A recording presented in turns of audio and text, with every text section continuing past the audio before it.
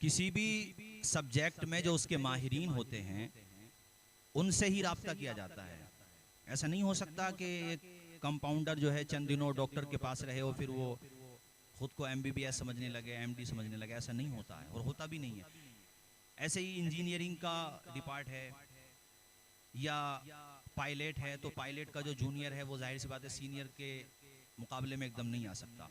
दीगर जितने भी तालीम के शोबे हैं या अलग अलग डिपार्ट हैं, तो जाहिर है उसमें उसके माहिरीन को ही अथॉरिटी होती है और उसी से राब्ते किए जाते हैं। लेकिन ये कितनी बड़ी ट्रेजेडी है कि शरीयत के मामले में जिसे उर्दू भी पढ़ना आ गई है और वो ज़रा सा जानकारी थोड़ी सी भी रखता है, तो फिर वो अकाईद तक के टॉपिक पे या अकाईद के हसास मसाइल पे राय ज़नी करता है। और जब से ये यूट्यूब का ज़माना चला है तो मैं देखता हूँ कि जिनको अपने बड़ों से राब्ता करना चाहिए और उस फन के माहिरीन से मालूमात हासिल करना चाहिए, वो भी जो है हसास मसाइल पर, ज़रूरियात अहले सुन्नत पर, ज़रूरियात दीन पर डिबेट करते हुए या उस पर अपनी रायज़नी करते हुए नजर आते हैं, जबकि वो खुद इस बात को देखें कि उन्हें कितनी मालूमात है और वो शरीयत के उसूल और ज़वाबित को कितना जानते हैं। मैं शरीयत के सिर्फ जो उसूल फ़िक़ा है उसी हवाले से अगर बात करूं तो किसी भी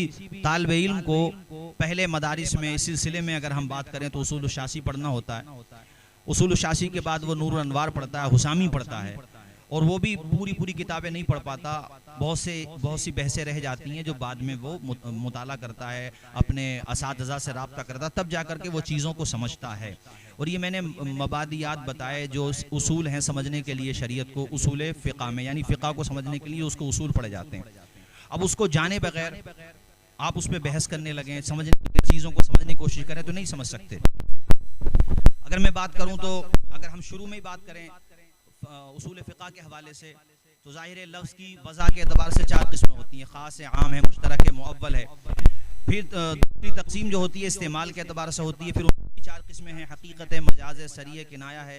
ये जो मैंने 4 किस्में बता दी, फिर इनके 8 किस्में बता दी टोटल, फिर इनके अहकाम हैं, तो उसको भी समझना पड़ता है। उसमें मा लहू व मा अलैहा एतराज़ात होते हैं, उनके जवाबात होते हैं, उन सारी बहसों को पढ़ना पड़ता है। फिर तीसरी तकसीम जो होती है ज़ुहूर माना के एतबार से होती है, ज़ाहिर है, नस है, मुफस्सर है, मुहकम है। फिर इन चारों से मुताल्लिक़ अहकाम हैं। फिर उसके बाद आप पढ़ेंगे उसूल शाशी में सुम्मा लिहाज़िहिल अरबाती अरबातुन उख़रा तुक़ाबिल हुआ, यानी इन चारों की फिर अज़दाद हैं, ज़िद्दें हैं, फ़ज़िद्दुल ज़ाहिरी अल ख़फ़ी व ज़िद्दुल नस्सी अल मुश्किल व ज़िद्दुल मुफ़स्सर अल मुजमल व ज़िद्दुल मुहकमी अल मुतशाबिह। तो ये बहसें, ये मैंने सिर्फ उसूल फ़िक़ा में उसूल शासी के बहसों में से एक बहस के छोटे से हिस्से का जिक्र किया है।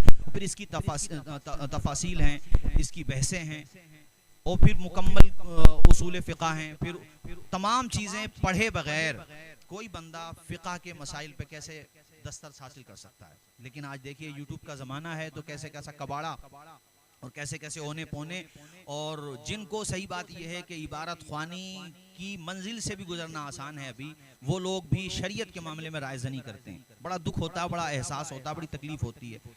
ये तो मैंने उसूल फ़िक़ा की बात किया। फ़िक़ा में आ जाएं तो नूरुल ईज़ा पढ़ता है तालिब इल्म, क़ुदूरी पढ़ता है, हिदाया अव्वलैन पढ़ता है, हिदाया आखिरैन पढ़ता है, और भी मुख्तलिफ़ कुतुब वो पढ़ता है मदारिस में।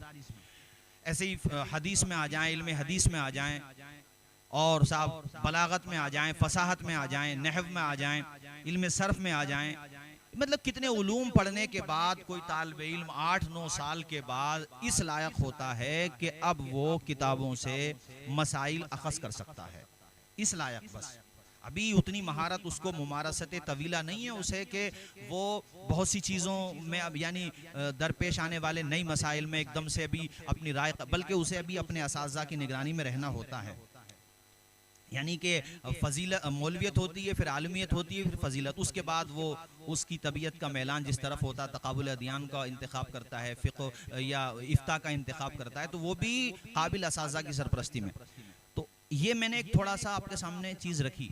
अब आप आज के ज़माने में देखेंगे कि जिनको चर्ब ज़बानी आ गई, आवाम तो नाख़वानदा हैं, उनके सामने जाकर के चर्ब ज़बानी के ज़रिए उलमाए हक़ पर तानु तशनी करना, एक पूरा सिलसिला जो सवाद आज़म अहले सुन्नत व जमात का चला आ रहा है, उन पर सब व शितम करना, और मतलब ऐसे ऐसी जहालत भरी बातें कि अफसोस होती है। किसी ने मुझे क्लिप पता नहीं किस जोकर की थी, पता नहीं कौन सर्कस का जोकर था वो उसमें सही को, मुस्लिम शरीफ की जो सही हदीस है वो सही का मतलब ही नहीं समझ पा रहा, सही कहते किसको हैं, वो सही के मुकाबले में गलत लेकर के आ रहा, जबकि सही एक इस्तिलाह है मुहद्दिसीन के यहाँ, उसको हदीस सही कहते हैं, यानी उनकी इस्तिलाह पर जो हदीस सही उतरती है।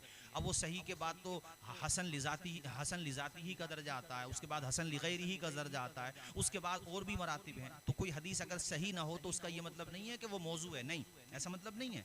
हो सकता है सही नहीं है तो वो हसन लिगैरी हो, ये भी हो सकता है हसन लिजाती ही हो, ये भी हो सकता है कि वो हदीस और भी दर्जात उसके आते हैं, उस दर्जे पर आती हो। अब इल्म हदीस में जिसको बिल्कुल भी ना उसने कोई किताब फन्ने हदीस की पढ़ी है, ना उसे अभी उस सिलसिले में कोई मालूमात है, तो ऐसे लोगों को खुदा का खौफ होना चाहिए। और पब्लिक से भी मैं अपील करूंगा कि वो खुद भी देखें कि जिससे आप राब्ता किए हुए हैं, आया वो किसी मदरसे में मुकम्मल तालीम उसने हासिल की है कि नहीं की है, कितने साल वो किस मदरसे में पढ़ा है, कौन उसके असाज़ा में है, आया उसके पास कोई सनद है या नहीं है, या कम से कम चलो सनद नहीं है तो ये तो पता चले कि इसने किस मदरसे में कौन से असातिज़ा हैं। अब बहुत से तलबा ऐसे भी हैं जिनको कुछ नहीं मिल पाया, वो मदारिस में नहीं पढ़े, उनकी अपनी महरूमी रही, असातिज़ा के गुस्ताख रहे, अपने बड़ों का अदब नहीं किया, तो बाद में उन्होंने एदादिया में छोड़ के चले गए। बाज़ ऐसे भी हैं कि उला पढ़ी उन्होंने और फिर बाद में पता चल रहा कि वो मुफ्ती लिखवा रहे हैं। मुझे एतराज़ नहीं है, आप मुफ्ती नहीं, आप मुहक्किक लिखवाएं, लेकिन अल्लाह के यहाँ इसकी पकड़ होगी, क्योंकि जिस चीज़ में आपको महारत नहीं है आप वो वर्ड अपने साथ लिखवा रहे हैं तो ये झूठ है, अल्लाह के यहाँ गिरफ्त होगी इसकी। या बड़ा लक़ब अपने साथ लिखवा रहे हैं, तो ये मुट्ठी भर लोग अगरचे हैं, लेकिन इनको ये सोचना चाहिए कि इन सब चीज़ों से अल्लाह के यहाँ हमारा कितना सख्त मुआख़ज़ा होगा। इन्न बत्शा रब्बिका लशदीद, ये बात भी याद रखें, जो हैं उसका इजहार करें अपने बड़ों से। अब आप में कोई बड़ा ही नहीं है तो आपकी नज़र में कोई आपका उस्ताद ही नहीं है, तो ये चीज़ तो खुद कितनी मतलब घातक है आपकी आखिरत के लिए। चंद दिनों की ये दुनिया है और आप जो है सबको छोड़ करके, सबको बसे पुछ डाल करके एक गलत रास्ते पे जाने लगे हैं, तो ये कितने अफसोस और तकलीफ की बात है। यही वजह है कि वो इस बात का भी एहसास नहीं कर पाते कि सारी किताबों में जो रिवायात होती हैं उन रिवायात में तफावुत होता है, उन रिवायात के दर्जात में फ़र्क होता है, उन रिवायात में राजहा भी होती हैं, मरजूहा भी होती हैं, नासिखा भी होती हैं, मनसूख भी होती हैं। बहुत सी रिवायात दूसरी रिवायत के लिए नासिख होती हैं, बहुत सी रिवायत मनसूख होती हैं।